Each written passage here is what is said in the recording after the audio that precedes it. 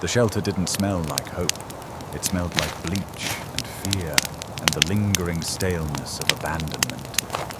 Cold concrete floors stretched under rows of chain-link kennels, each holding a different kind of heartbreak. Some loud and barking, others curled in corners, silent with defeat.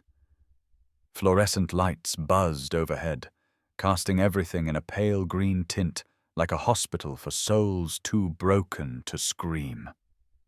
Luke Reiner stood in the center of it all, still as stone.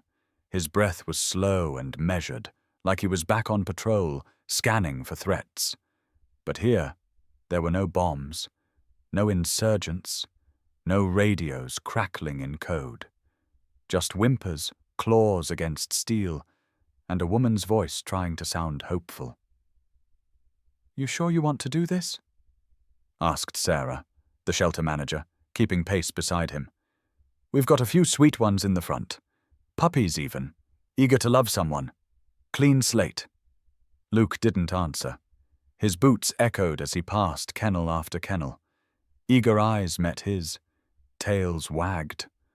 One dog did a whole backflip against the fencing. Still, nothing in his face moved. His eyes weren't looking for joy. He stopped only when he reached the final kennel in the back corner. This one didn't bark. Inside, a large German shepherd lay completely still, except for his eyes. Amber eyes, fixed and unblinking, staring right into Luke like he knew him already. There was no tail wag, no growl, no desperation. Just stillness. Watchfulness, like he was guarding something invisible. Luke crouched slowly. The sign zip-tied to the kennel read, "Bear, caution, aggressive, returned, not suitable for adoption." 3 families gave him back, Sarah said quietly. "Last one didn't even last 72 hours. He's territorial, unpredictable, doesn't do well with guests, or kids, or people." Luke didn't take his eyes off Bear. "He bite anyone?" "No, but he's scared a lot of folks. Growling, pacing. He guards that old kennel like it's a vault." Luke shifted his weight forward. "That the same kennel he came in with?" Sarah nodded. "We tried taking it away once. He nearly broke his own teeth on the chain." Luke said nothing. His hand slid against the kennel latch, slow and deliberate. "Wait, no," Sarah warned, stepping forward. But Luke had already clicked it open. Bear didn't move, didn't lunge, just rose to his feet with the quiet precision of a soldier called to post. The two stared at each other, silent, alert, equal. Luke spoke, low and calm. "I don't need a pet. I need someone who knows how to be quiet." Bear stepped out of the kennel like he'd just been given back his rank. "You're taking the kennel with you too?" Sarah asked, baffled, watching as Luke began disassembling the battered wood and wire frame. "It comes with him." She paused. "You're not the first to think you can fix him." "I'm not here to fix him." Sarah sighed, rubbing the bridge of her nose. "What are you looking for, then?" Luke stood, Bear now standing beside him. "Someone who's been posted to something bigger than himself." He signed the papers in silence. Didn't ask for freebies, didn't haggle, just took the leash gently, though Bear didn't need it. The dog followed like he already knew where they were going. As they walked through the front of the shelter, past the barking and the whining, Bear never flinched. He walked like a sentinel. Outside, the wind cut through the Colorado mountain air like a blade, sharp and clean. Luke opened the tailgate of his truck, spread out an old wool blanket and helped Bear inside. Before closing it, he set the kennel down beside the dog, watching as Bear laid one paw protectively across it. Luke stood there for a long moment. He could feel it.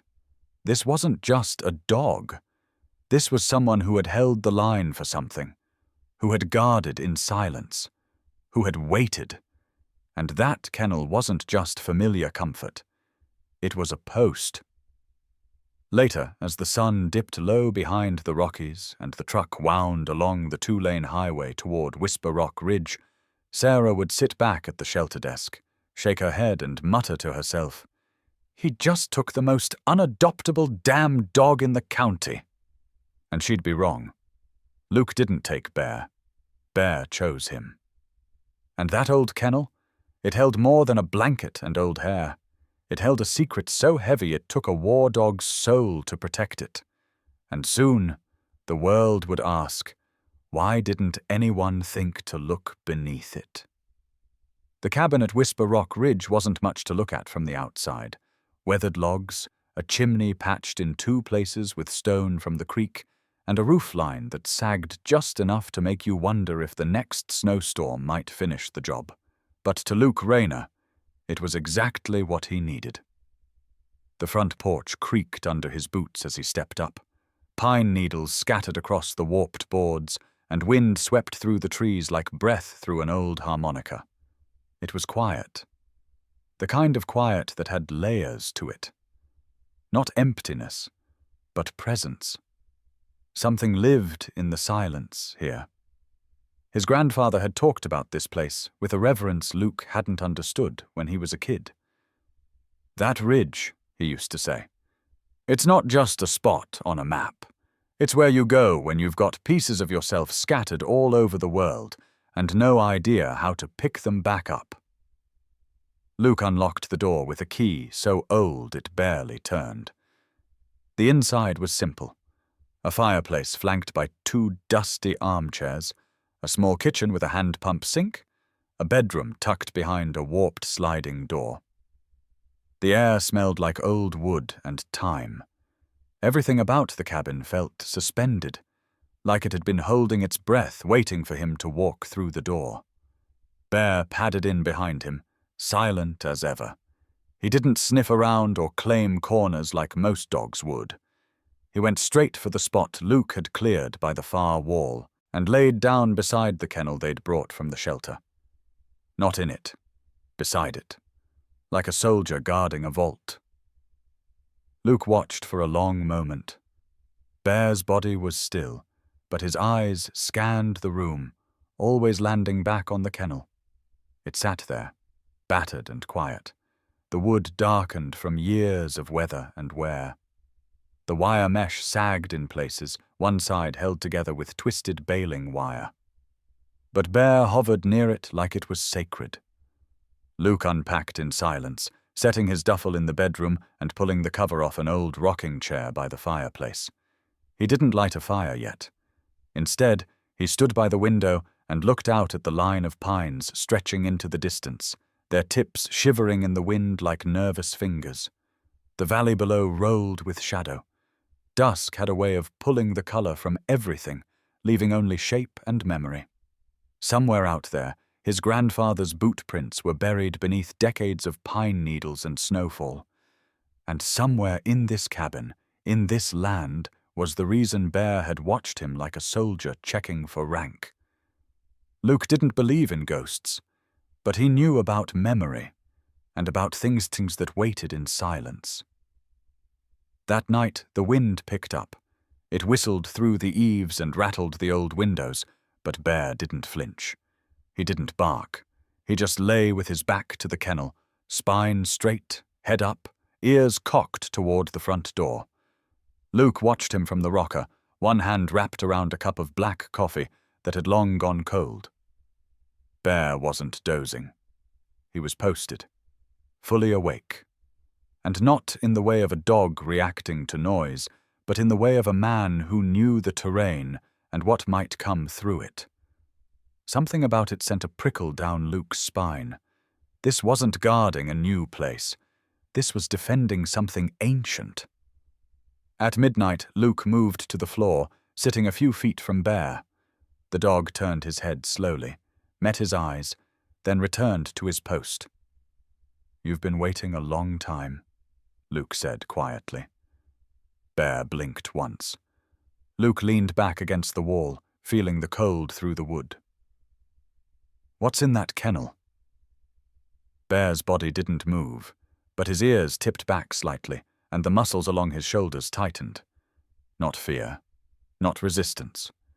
Recognition. Luke didn't push.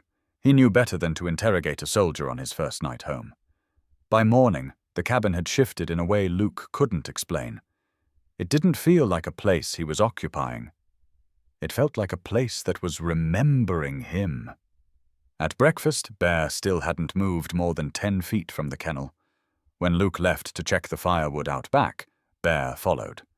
But when he returned, the dog trotted back to his position, like returning to command. Later that day, Luke explored the ridge trail his grandfather had once described.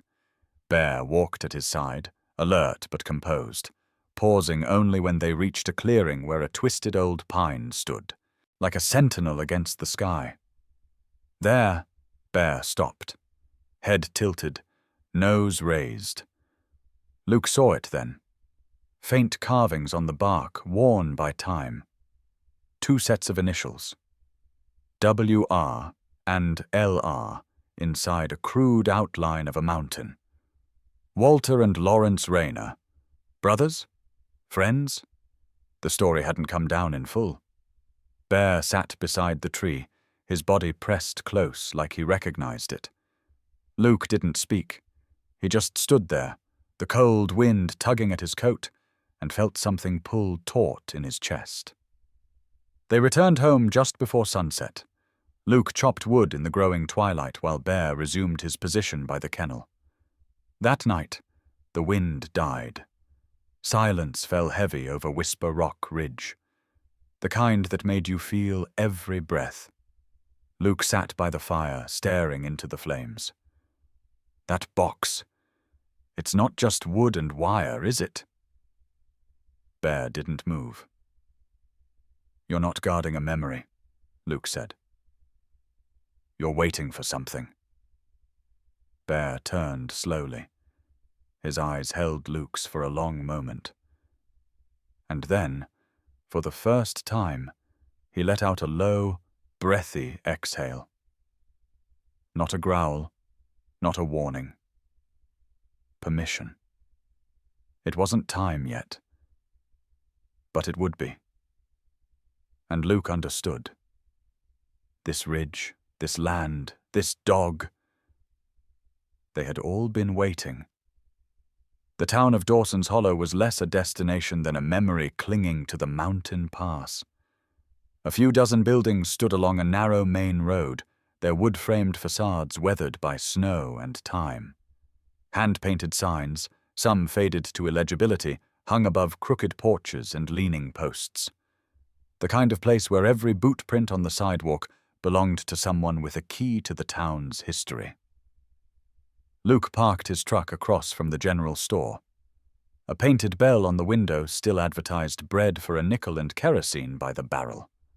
Bear stepped out first, nose twitching. He scanned the street like a patrol dog returning to old ground. Inside, the warmth hit like a quilt. The smell of dried herbs, fresh wood smoke, and oiled leather filled the air. Behind the counter stood a woman whose presence seemed older than the building itself. Her back was straight, her hair silver and pinned in a loose knot. Her eyes, sharp, assessing, landed on Luke before softening at the sight of Bear. At first, she simply stared. Then her breath caught. "Oh, my lord," she whispered, one hand flying to her chest. Luke froze mid-step. The woman stepped out from behind the counter with surprising speed for someone her age. Her eyes brimmed with something halfway between sorrow and awe. "That's Rocco," she said, voice trembling. Luke frowned. "No, his name's Bear. Got him from a shelter up in Mineral County." She didn't seem to hear. She dropped to one knee, ignoring the popping of her joints, and reached out slowly. Bear stood motionless. Not stiff, not tense. He simply let her approach. "Rocco," she repeated. "Walter's boy." At that, Luke's pulse shifted. "Walter," he said. "And Walter, Greaves?" The woman nodded, eyes never leaving the dog. Bear took a cautious step forward, then another, and pressed his massive head gently into her palm. She let out a soft, broken breath. "He never forgot," she murmured. Luke crouched beside her. "You knew Walter?" She looked up at him, tears now streaking her face. "Knew him? He and your grandfather were thick as blood. Lawrence and Walter. This town wouldn't still be here if not for those two. They were builders, dreamers, and stubborn as hell." Luke leaned back on his heels. "You knew my grandfather?" "Lawrence Rayner was the reason I stayed after my husband died," she said simply. "He helped me rebuild this place. He and Walter, they had plans, big ones, but something went wrong." She stood slowly, Bear still leaning into her side like a child returning home. "I'm Eleanor. I've been waiting a long time for someone to walk through that door with him." Luke followed her to the back of the store, where a pot of coffee sat on a cast-iron burner. She poured 2 mugs and handed him one, her hand still shaking slightly. "So how'd Bear, or Rocco, end up in a shelter?" Luke asked. Eleanor's expression darkened. "Walter passed last winter, quietly, in his sleep. He'd been sick, though he never said much. You know the type." Luke nodded. He knew exactly the type. "He left Rocco behind," she continued. "There wasn't any family that wanted him. Or maybe they didn't dare take him. Walter raised that dog for something bigger than fetch and belly rubs. He was trained, purposeful, and loyal to a fault." Luke looked toward the window, where Bear sat now, facing the door, still as a statue. "Did Walter know my grandfather's family still had ties to the ridge?" Eleanor hesitated. "He did, but the problem wasn't you." She sat down heavily. "It was Silas." Luke's brow furrowed. "Silas?" "Walter's nephew, not by blood but by marriage. Grew up hearing all the wrong stories about how Lawrence stole land, how the mine belonged to them, how everything that ever went wrong was because of some betrayal that never actually happened." Luke leaned forward. "There's a mine?" "There was," Eleanor said. "Still is, technically, but it was supposed to be more than just silver. Lawrence and Walter wanted to turn it into something for the valley. A community fund. A school. They even wrote it all down. Somewhere, but when the feud with Silas's side of the family turned toxic, everything got buried. Literally and figuratively." Luke felt a weight settle in his gut. "So you're telling me that Bear, Rocco, was trained to guard something?" Eleanor's eyes sharpened. "I'm telling you that Walter believed one day someone from your family would come back and finish what they started.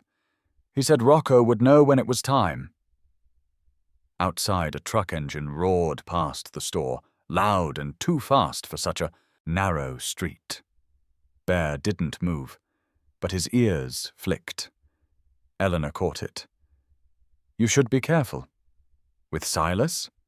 He never lets go of a grudge," she said. "And now that you're here, he'll think you're after the same thing." Luke drained the rest of his coffee, the bitterness grounding him. "What if I am?" She gave him a look. "Then make sure you're worthy of it, because the only thing more dangerous than a man like Silas is a legacy left unfinished." He stood.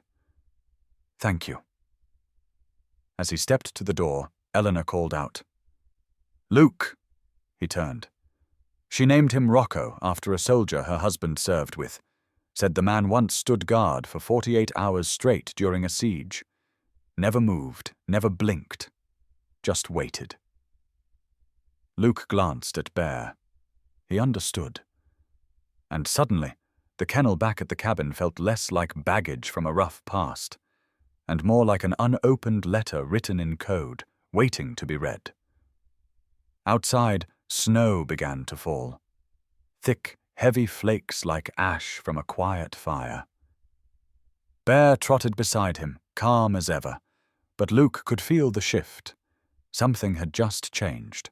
Something old had stirred.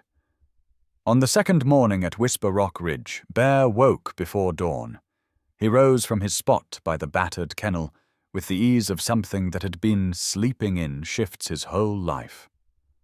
Luke found him in the doorway, ears forward, nose tilted to the north. The dog's breath fogged in the cold air like a small, patient storm. They walked without a map.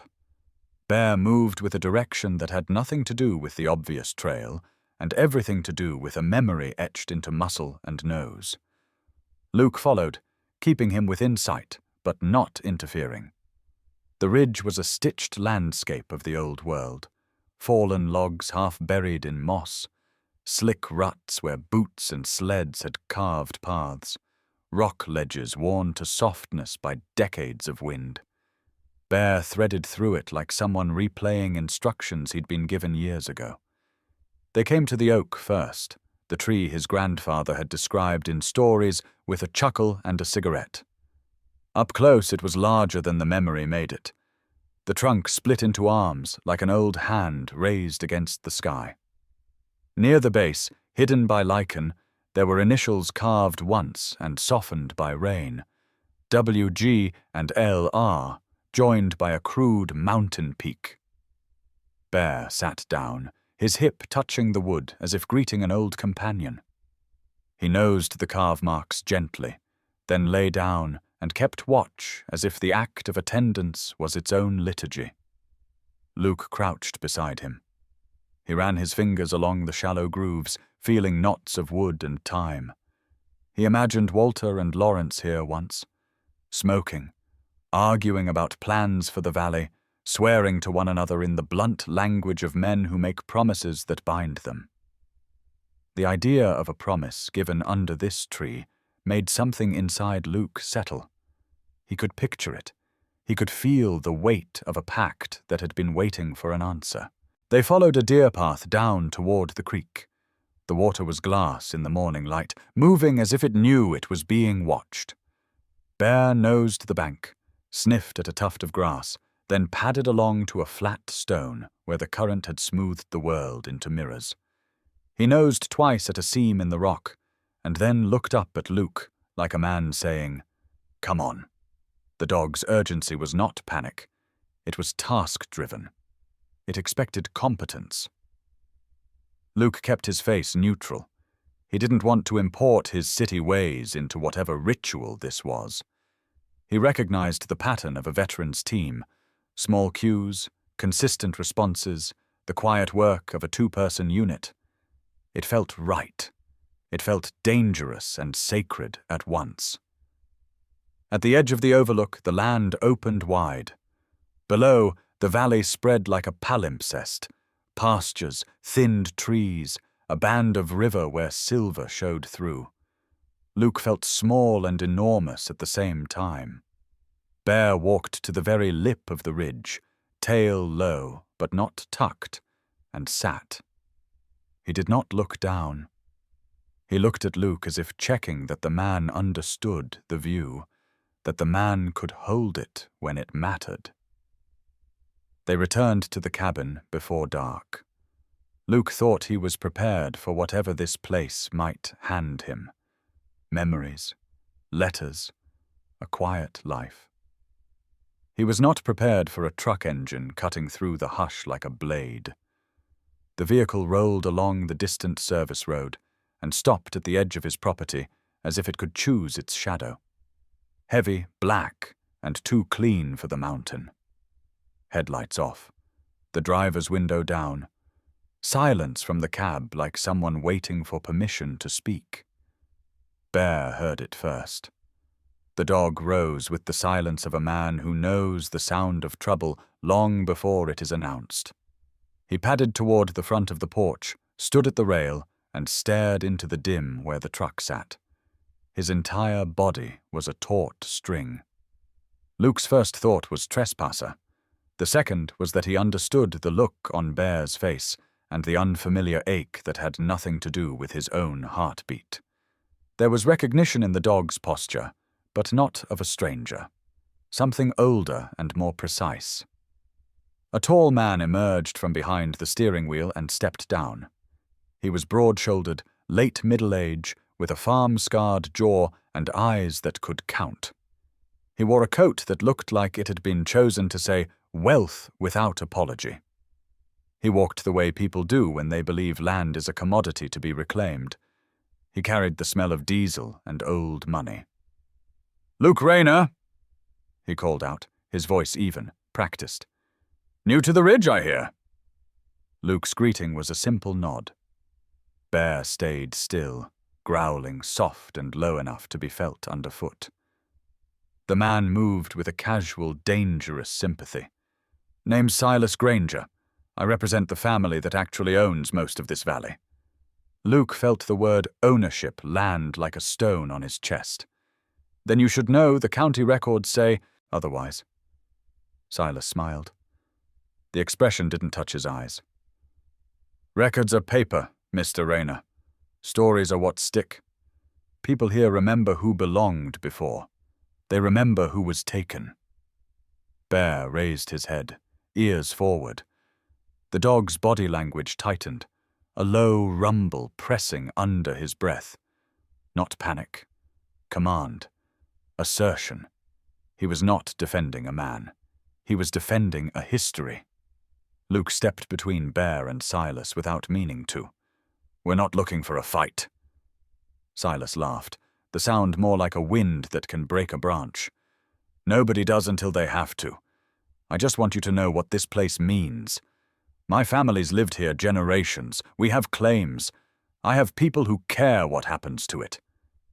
There was something rehearsed in his cadence, a salesman cloaked as a land baron. He walked closer, a deliberate 2 steps that put the space of a heartbeat between threat and ceremony. "I can make it simple. Sell me the land outright. Make me an offer I can take back to my partners, and will let you live out your quiet retirement in peace." Bear stood then, not an aggressive surge, a move that made a boundary visible. He stepped forward, the long frame of him suddenly huge and undeniable, and simply placed his paw against the old kennel like a stamp. Silas's eyes flicked to the kennel. For a second, a different expression crossed his face, something less cunning, more like someone who had seen a thing he thought was long buried. He didn't speak about it. He only looked.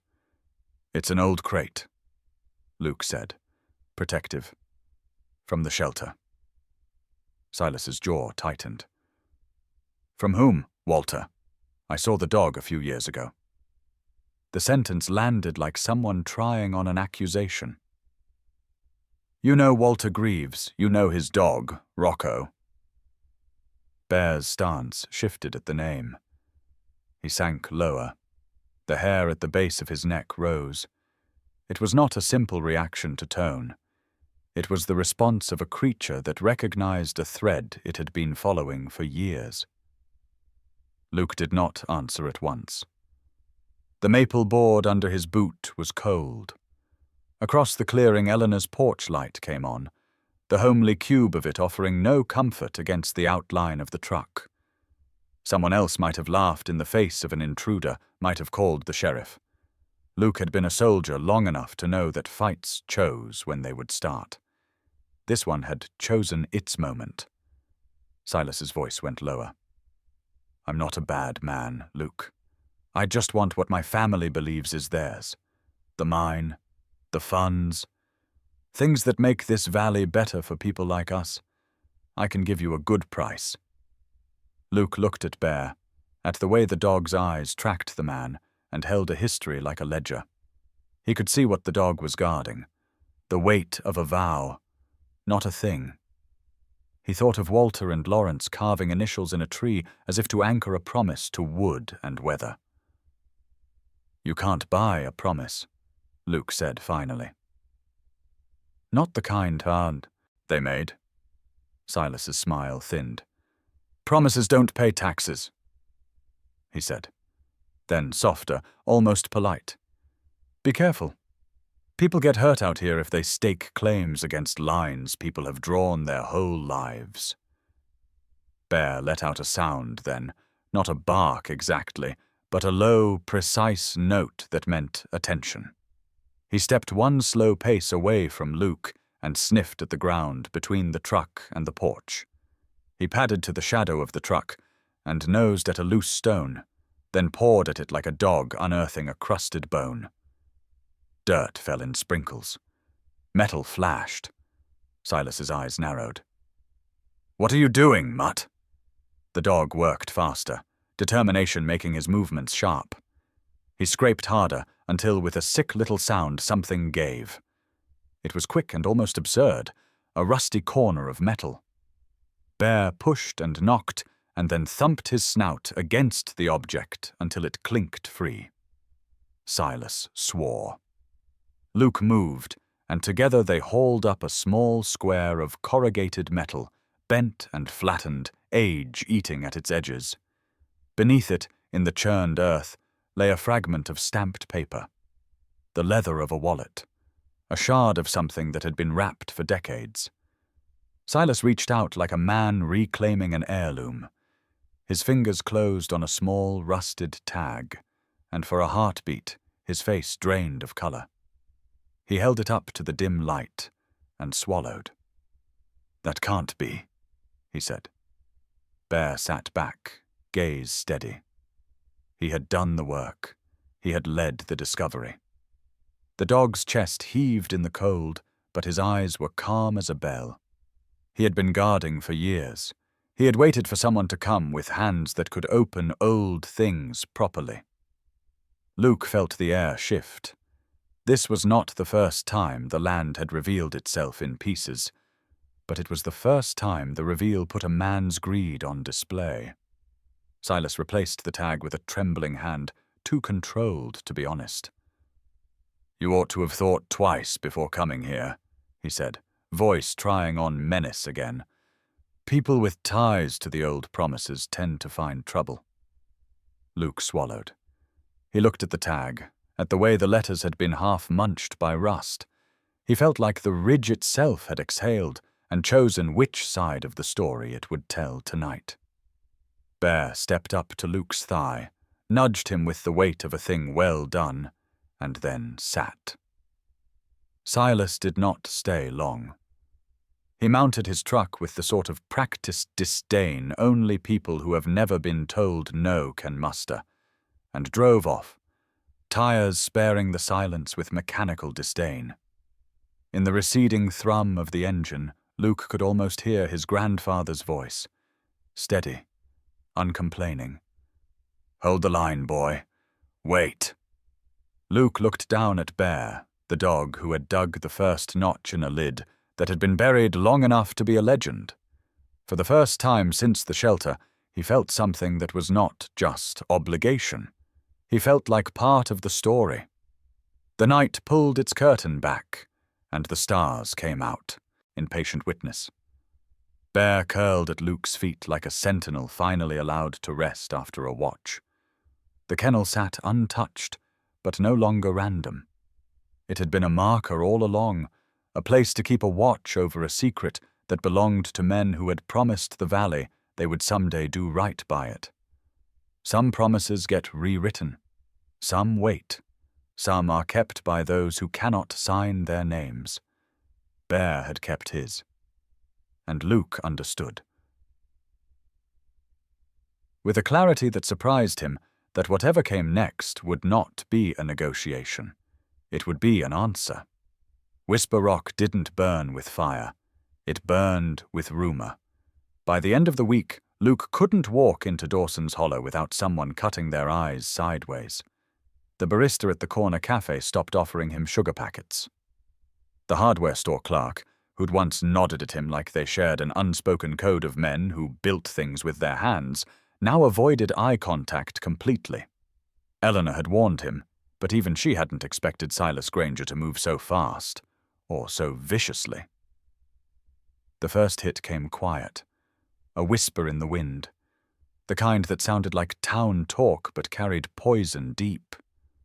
That Luke was unstable, a combat veteran with unresolved issues, someone who heard things at night that weren't there, someone not safe to be alone with a dog like Bear, let alone in possession of land with legacy.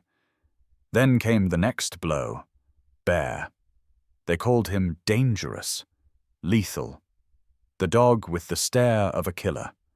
One woman even said she'd seen Bear eyeing her kid like prey, though she had never been within 2 miles of the ridge. The sheriff's office began driving by more often. Luke clocked the same cruiser slowing at his gate every other day. No one stopped to talk. They didn't have to. The message was loud enough. Luke found the first tire slashed on Thursday. Front passenger side. Clean, deep, calculated. Not the work of drunk kids or some petty vandal. The second came 2 nights later, after he returned from the feed store. The rear one this time. Slower to notice. The truck drifted to the right before he realized he'd been undercut again. Then it got personal. He found his grandfather's old photo album ripped open, pages torn from the spine and scattered in the dirt behind the cabin. Images gone. Faces missing. Like someone was trying to erase a bloodline. Bear didn't bark when Luke found the mess. He stood at the edge of the trees, stiff as iron, staring into the dense pine with the weight of someone who'd seen what passed through. "Did you see who did it?" Luke asked, already knowing the answer. Bear didn't move, just narrowed his eyes. Luke gathered the torn photos slowly, hands trembling more from restraint than shock. He could still make out his grandfather's profile in one, half obscured by boot marks in the mud. A boy beside him. Walter, maybe. The edges of memory, stomped out like cigarette butts. Later that night, Bear did something he hadn't done since arriving. He growled. Not at the woods, not at Luke, not even at the dark. He growled at the kennel. Luke froze mid-step, halfway between the fireplace and the sink. Bear stood rigid, staring down the battered wooden crate like it had spoken out of turn. His lips peeled back, not in anger, but revelation. A slow exhale followed. Then the dog circled the kennel once, twice, then sat in front of it. And stayed there. For hours. Luke didn't sleep. He sat in the rocker and watched the two of them, Bear and the box, locked in some unspoken dialogue. Some long-held vigil Luke had only now earned permission to witness. When the morning came, so did the cops. 2 deputies in uniform, one older with a sunburned neck, the other young and trying too hard not to smirk. They stood on Luke's porch like men checking off a box. "Mr. Rayner," the older one said, resting a thumb near his belt holster. "We've had some reports. Concerns, really." Luke didn't invite them in. "You want to be specific, or just vague enough to stay legal?" The younger one chuckled. The older didn't. "Rumors that your dog's been threatening people down near the trailhead. Couple hikers said he followed them too close." "He doesn't leave the ridge. Maybe not when you're watching." Luke tilted his head. "You got a complaint form or just a warning?" "Let's call it neighborly advice." Bear stepped into the doorway, silent as death. The younger deputy instinctively stepped back. The older one stiffened. Luke kept his voice even. "You afraid of dogs, deputy?" "Only the ones with nothing to lose." They left without sighting him. But Luke could feel it now, the ridge pulling in, the town closing ranks. Not because of who he was, but because of what he stood on. What Bear guarded. And what Silas still hadn't found. That night, the sky over Whisper Rock turned a strange red at the edges. Not fire. Just the kind of sunset that made people uneasy. Luke sat on the porch with a rifle across his knees, the kennel 6 feet away. Bear hadn't moved. "What's in there?" Luke asked out loud, knowing the dog wouldn't answer. But Bear did shift then, a single paw extended. He nosed at the corner of the kennel, a specific board.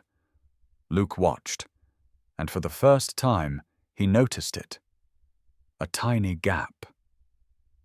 Almost nothing. But where the other boards had warped outward with age and moisture, this one pulled inward, almost like it had been replaced or reinforced. Luke leaned in, running his hand along the grain.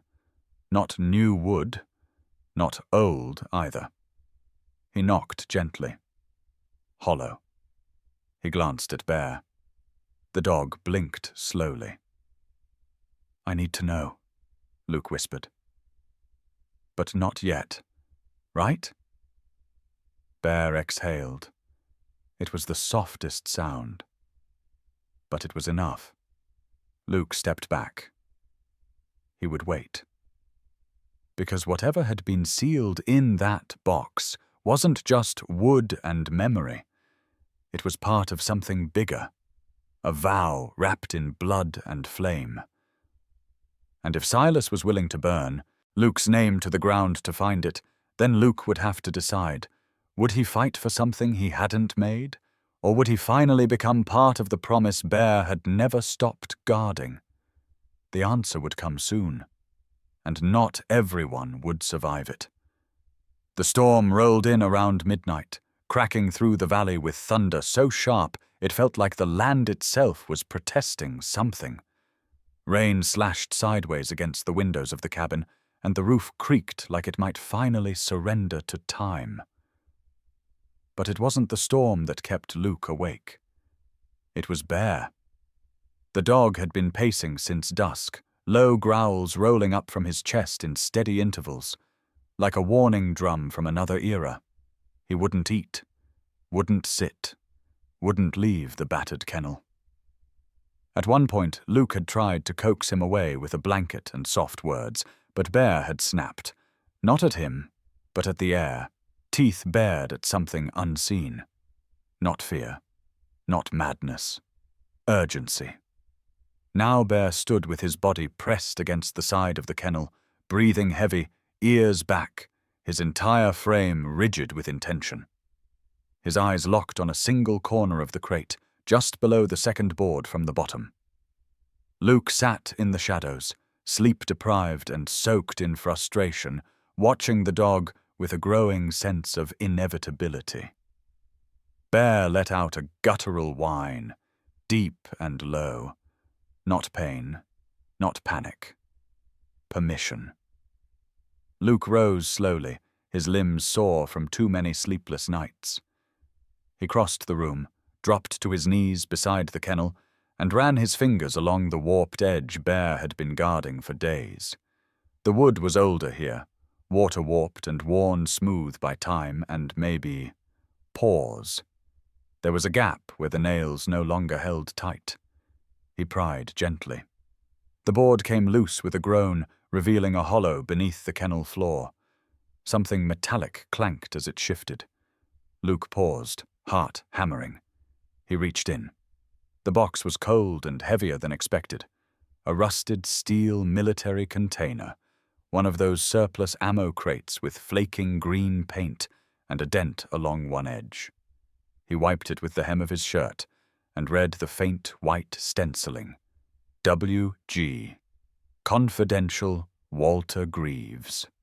Luke sat back on his heels, the storm forgotten. Bear backed up slightly, giving him room. Luke popped the latch. Inside, wrapped in layers of oiled cloth and old flannel, were papers, bundled tight with cord, their edges yellowed, some of them brittle at the corners. At the very top was a thick manila envelope with two names handwritten in sharp block lettering. Lawrence Rayner Walter Greaves. Luke pulled it open. The first item was a map, hand-drawn but precise, marked with surveyor's lines, creeks, and elevation changes.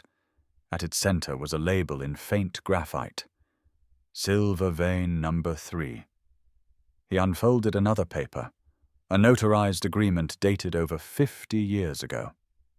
The ink still held. It wasn't just land deeds, it was a charter, a signed and witnessed declaration between Walter and Lawrence, promising to establish the Whisper Rock Valley Land Trust. Their shared dream, to preserve the mine and surrounding territory not for profit, but for people, for education, wildlife, and a community center that would carry their names. Luke stared at the signatures. His grandfather's was firm, steady. Walter's next to it, underlined once. The words were plain but full of weight. This land is not to be sold. It is to be held in trust for those who seek peace, truth, and second chances. Luke sat in silence. Bear moved beside him, laying down slowly, head resting on the edge of the open crate. His breath had calmed. The growls were gone. The pacing. Over. Because his mission was over. He had delivered the cargo. Luke flipped through the rest. Handwritten letters between the two men, some mundane, others profound. One from Walter, dated just a year before he passed. If you're reading this, I hope it's Luke. God knows Silas will never understand what this place means. I trained Rocco to know the scent of the map, of the box. I taught him how to find his way back, just in case. He knows who he belongs to, just like we did. Luke's hands trembled as he folded the letter back into its cloth. Everything made sense now. The guarded kennel, the unspoken loyalty, the watchfulness. Bear, Rocco, hadn't been aggressive. He had been loyal beyond comprehension, a living lockbox for a dying man's promise. Thunder cracked overhead. Luke stood and locked the door. He burned a fire low and sat with the box open beside him, Bear sleeping at his feet, one paw still touching the crate as if to say, "This is yours now." The storm rolled on, but inside the cabin, the war was over. A vow had crossed the bridge of death and silence, carried not by man, but by a dog who refused to let memory die. In the morning, Luke would take the papers to Eleanor, to a lawyer, to the county if needed.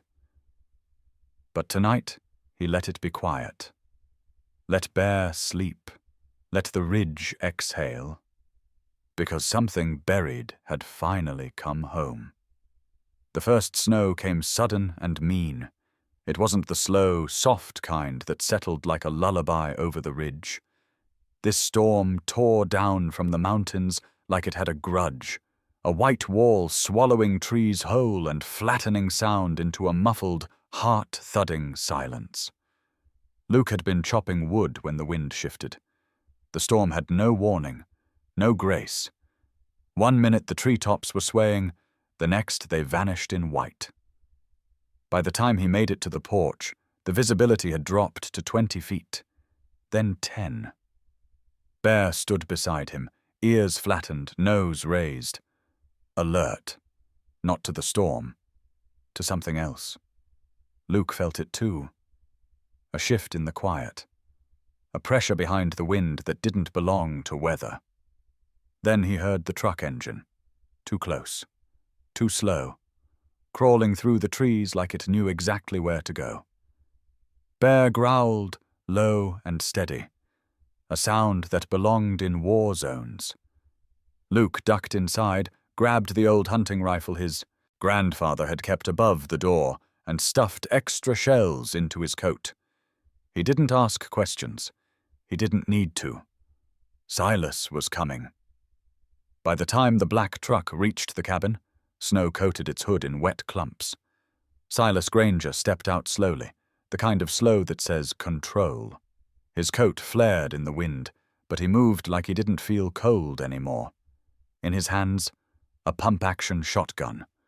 Luke stepped onto the porch, rifle at the ready but not raised. Bear stood like a statue beside him, silent and waiting. "Afternoon," Silas called through the howl. Hell of a storm. Luke didn't speak. Silas took another step forward. I know what you found. The box. The charter. The map. I told you this would get messy. It doesn't have to. Luke replied. It already did. Silas's voice dropped. That land should have been mine. The mine should have been ours. My father was promised. Your grandfather took it, lied, covered it up with noble talk. Luke shook his head. They didn't steal it. They tried to save it. You don't know that. I've read their words. I don't care about their words. Silas shouted over the wind, stepping closer. I care about what's owed.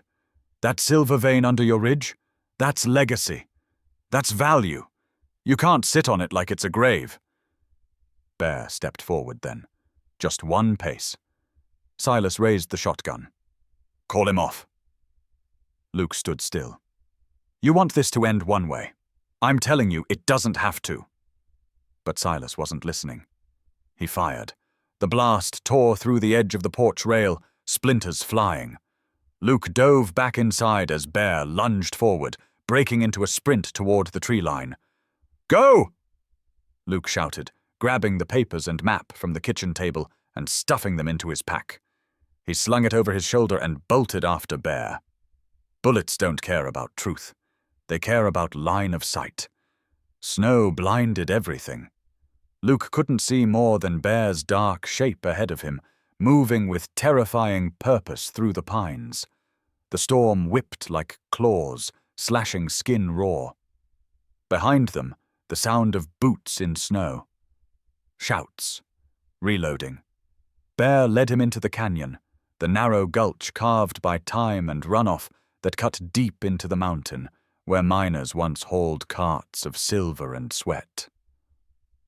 At the edge of the gorge, Bear stopped. Luke skidded beside him. The entrance to the mine yawned ahead, half concealed by brush and years of forgetting. Wood beams still stood, barely, holding back the earth like ribs around a long-dead heart.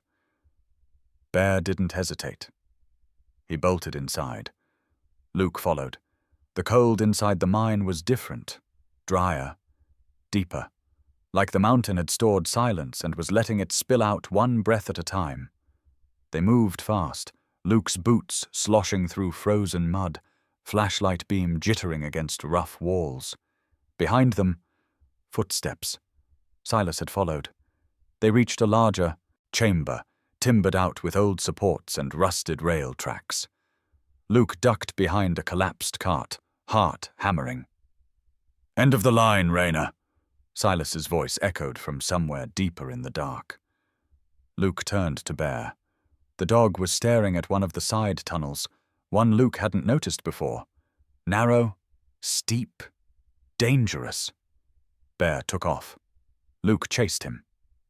The tunnel curved hard, then dropped into a cavern Luke could barely squeeze through. He ducked under a low overhang, slid down a slope slick with icy dust. Then, a gunshot, sharp and close. He turned in time to see Silas coming down the tunnel, shotgun raised. Give me the bag, Silas said, or I end it right now.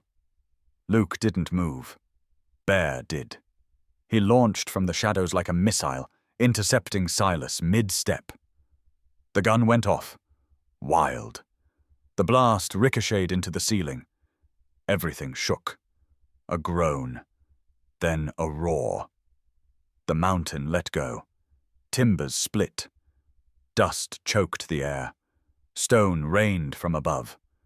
Luke dove forward, pulling Bear's flank, just as the entire side tunnel collapsed behind them. Silas's scream was swallowed by the rock. Silence returned, thick and terrifying.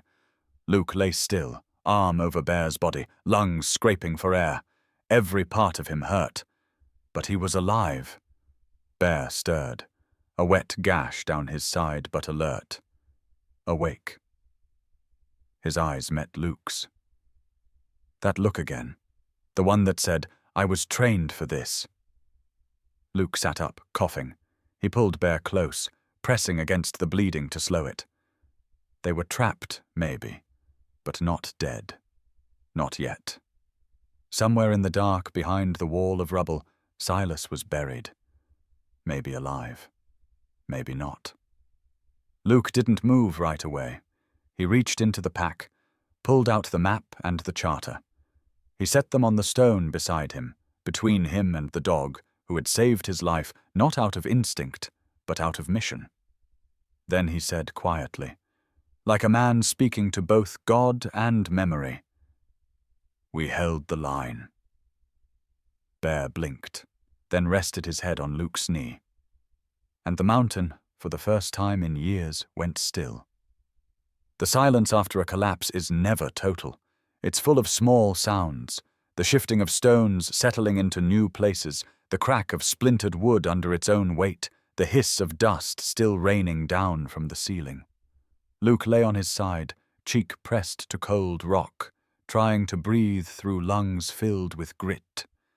The beam of his flashlight had been knocked askew, but still burned weakly, casting a narrow cone of light into the darkness. Bear pressed close against him, trembling but upright, amber eyes shining in the dim glow. Luke reached out, feeling for wounds. The dog's flank was wet but not gushing, just a deep scrape, maybe a cut from falling debris. Bear met his touch with a low, steady breath, like he understood that staying calm was survival. A moan drifted through the dust. Luke turned the light. Silas lay pinned under a massive support beam, his face grey and streaked with blood and stone dust. His shotgun was gone, buried somewhere in the rubble.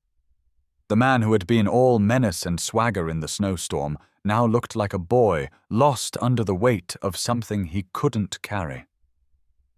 "Help," Silas whispered, his voice shredded. I can't feel my legs." Luke stared at him for a heartbeat, the memory of the shotgun's muzzle still fresh in his mind. He could leave him. No one would know. The mountain would keep its secret. But another voice, older and heavier, rose inside him, the voice of every medic and sergeant he'd ever served with. "Wounded enemies still get treated. You do the right thing even when no one is watching." He crawled to Silas, pain spiking through his ribs. "You're lucky that beam didn't crush your spine," he muttered, more to himself than to the man. He checked for bleeding, found a pulse. Broken legs for sure, but no arterial spray. "You're not dying today." Silas's eyes fluttered open, glistening with tears that were more than pain. "I wanted to kill you," he said. "I still don't know why you're helping me." "Because you're human," Luke said flatly, tearing a strip of his own shirt and beginning to wrap a makeshift splint. "And because this ends here." Silas let out a sound that was half laugh, half sob. "Ends here? My grandfather told me stories my whole life, about betrayal, about what your family stole. He'd sit by the fire and tell me how we'd been robbed, how we were meant to take it back someday. I thought coming here was justice. I thought I was avenging something real." He choked, voice cracking. "But I saw those papers. I saw how they signed it together. They were partners. They were trying to do something good. And we ruined it. We ruined everything." Luke tied off the splint, keeping his voice steady. "You believed a story because it was easier than facing the truth.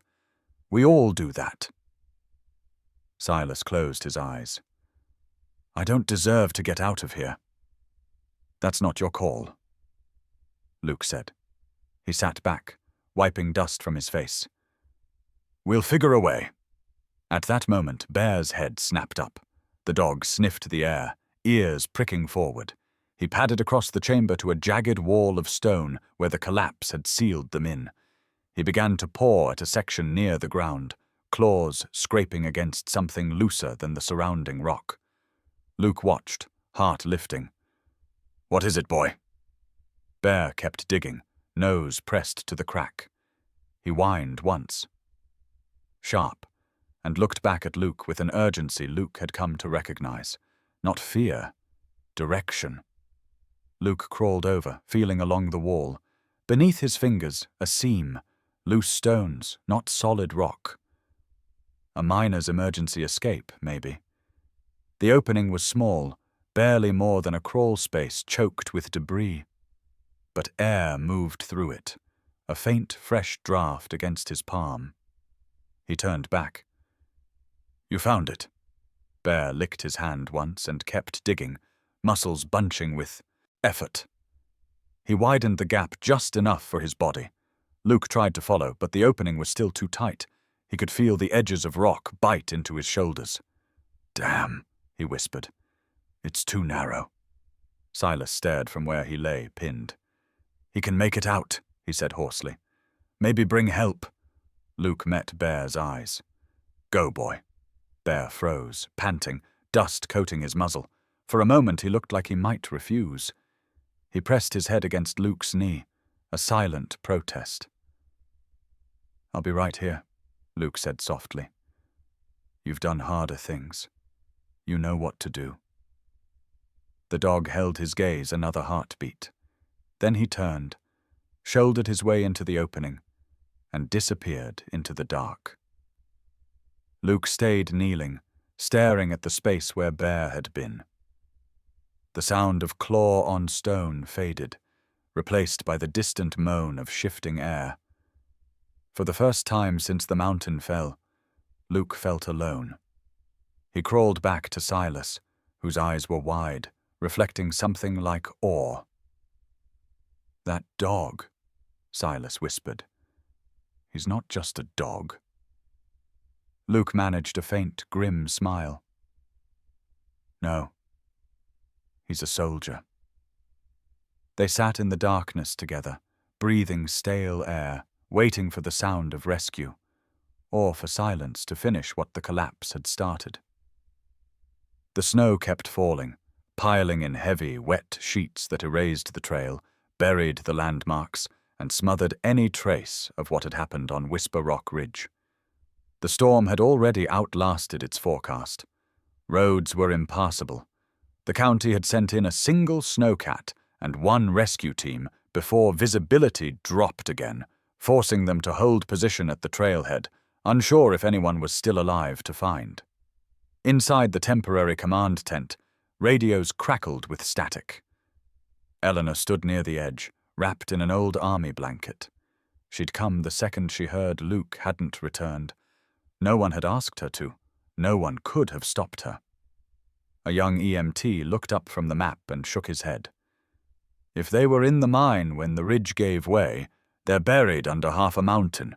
No human makes it out of that." The search leader, a sharp-eyed woman named Torres, clenched her jaw. "We give it another hour. Then we pull back." "Ma'am," one of the deputies said, stepping inside with snow caked to his shoulders. "You need to see this." They stepped outside, bracing against the howling wind. Then they heard it. A bark. It wasn't the frantic, high-pitched yapping of a lost animal. It was deep, purposeful, timed. 3 barks, a pause. Then again. Not a cry for help. A signal. Through the curtain of white, a shape emerged, limping, low to the ground, but moving with intention. Bear. His coat was soaked and streaked with mud, speckled with ice. His left paw dragging slightly behind him, leaving a faint trail of blood. His chest heaved, but he kept going, right up to the base of the ridge, then turned and barked again, this time looking over his shoulder at the crew. "Holy hell," Torres whispered. "That's the Rainer dog." Eleanor stepped forward. "He came back." Bear took a few more paces, looked back again, and barked twice more. "Follow him," Torres ordered. "Now." The rescue team strapped on their gear, shovels and lights ready, and followed the wounded dog through the trees. Bear didn't run. He moved with a precise, limping urgency, stopping only to let them catch up, then pressing forward again. 30 minutes in, the team reached the rockfall. The entrance to the mine was sealed tight by ice-crusted rubble. Bear pawed at a spot near the base, whining, then turned in a tight circle and sat, breathing hard. The men got to work. It wasn't fast. The collapse was deep. They dug by hand at first, then with battery-powered tools, careful not to cause another slide. Inside, Luke lay on his back, boots propped on his pack to elevate Silas's legs. The cold had settled into his bones like smoke in old wood, but he refused to sleep. Silas was fading in and out, murmuring names from the past. His grandfather, his father, a woman named Charlotte. At some point, he'd started crying again. Luke just listened. There was no anger left in him, just a strange kind of stillness. He'd stopped hoping for a rescue. He just didn't want Bear to be alone in the world again.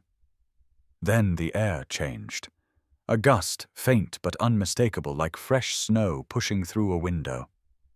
Luke sat up. Then came the sound, muffled at first, then sharper, metal against stone. Voices. Bear's bark. Luke couldn't help it. He laughed. It broke out of him like a fire snapping through dry brush. He leaned forward and let his forehead rest against the rock wall. "You did it, boy," he whispered. "You crazy, beautiful bastard. You did it." A half-hour later, light split the darkness. Voices shouted into the tunnel. Luke answered, hoarse and sharp. Minutes passed. Then hands were on his shoulders, warm, alive, real. He pointed to Silas, unconscious now, and they pulled him out first. When Luke finally crawled into the open, the snow had eased. The wind had dropped. Bear was there, lying on his side, blanketed by a silver rescue thermal. His eyes flicked open the second Luke emerged. He didn't rise, didn't bark. He didn't have to. Luke knelt beside him, resting his hand on Bear's ribs. "You held the line," he said quietly. Bear blinked once. Slow. Torres crouched beside them, shaking her head. "I've never seen anything like that. He found us. He led us. And he waited. He was trained to wait," Luke said. "But this was more than training." The medics checked Bear gently, treating his paw, rehydrating him slowly. He didn't resist. He watched Luke the whole time, like the job wasn't done until both of them were standing. News spread fast. By nightfall, the story of the aggressive German shepherd who'd vanished into a snowstorm and brought back 2 men from beneath a collapsed mine had already hit local radio. By morning, the headlines called him a hero. But Eleanor said it best. Standing in front of the general store, watching the team carry Silas into the waiting ambulance, she turned to a bystander and said, "That wasn't a rescue. That was redemption. That dog didn't just save a life. He honored a legacy." And from that day forward, no one in Dawson's Hollow called Bear dangerous again. They called him Legend. Spring returned to Whisper Rock with a quiet promise. Green pressing through the frost, the ridge shedding its silence, and the creek running fast and clean again. Where the snow had buried the past, new life now grew, not just in roots and branches, but in something deeper. The old trail leading up to the ridge had been cleared and widened. Fresh gravel crunched under boots, and a wooden gate marked the entrance to something no one in Dawson's Hollow had imagined just a year before. The Bear and Walter Memorial Sanctuary opened on the first Sunday in April. It stood on the same land where men once fought over ownership, over mines and legacies and lies.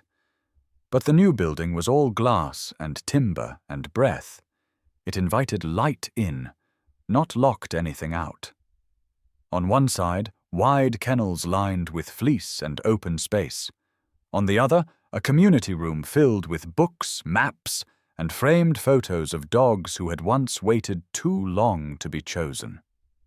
The largest photo of all hung near the main entrance, black and white, blown up to nearly life-size. A soldier crouched at the edge of a mine shaft, one arm braced across the back of a massive German shepherd. The dog looked outward, head high, ears up, eyes fixed ahead. The caption below simply read, "They held the line." Luke stood beneath it now. His legs still ached on colder days, but his hands had found purpose again. Not in a weapon, not in building fences or filing paperwork, but in something slower, steadier. He'd been named the official caretaker of the sanctuary, but most folks called him something else, the keeper of the ridge. Today the building was full of voices, families touring the kennels, volunteers showing off the new hydrotherapy pool, children chasing each other around the front garden with leashes dragging behind them. But inside the story room, it was quieter. A group of kids sat cross-legged on the floor, a few with squirming puppies in their laps, others holding worn tennis balls like treasures. Luke sat in a low, wooden chair. Behind him, an old trunk sat beneath the picture, sealed shut, but with a paw print burned into the lid. He rested a hand on the armrest and looked at the kids, most no older than 8 or 9. "You know," he said, "they used to say this dog was too dangerous to be around people." A murmur ran through the room. He smiled. "They said he was broken, couldn't be trusted, that he didn't play fetch or cuddle or wag his tail on command." One girl raised her hand. "But he saved you, right?" Luke nodded. "He saved more than me. He saved what mattered.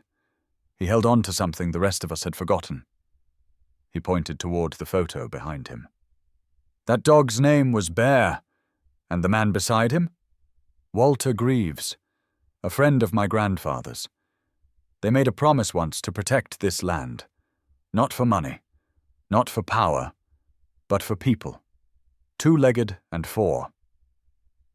The kids stared up at the image. Luke leaned forward. "That promise was buried for a long time, but Bear kept it. Even after Walter passed, even after the world forgot, he remembered." Another boy hugged the puppy in his lap a little tighter. Luke stood slowly, walking to the trunk. He tapped the burned paw print gently. "We still don't know how Bear knew what to guard, or why he waited so long, but I believe he was waiting for someone willing to listen. Not to command, but to follow." He turned back to the room. "We made it," he whispered. One of the boys blinked. "Who's we?" Luke smiled. "Bear and I, and Walter, and the ridge, and now, you." He walked to the doorway, letting the spring breeze drift in. Wind moved through the pines like breath. As the children filed out, one by one, each turned back to look again at the photo. Some of them would remember it forever. Outside, Luke sat beneath the old oak tree, where initials were still faintly carved into the bark. He leaned back against the trunk and looked up toward the sky. Bear's ashes had been scattered here, not because it was a burial site, but because it was home.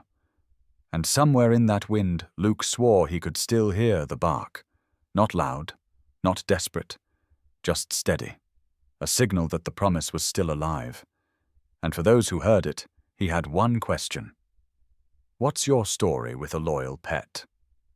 If this story touched your heart, support the dogs like Bear by subscribing to the German Shepherd channel. Share this with someone who believes loyalty can change the world. Because sometimes the bravest hearts don't wear armor. They wear fur.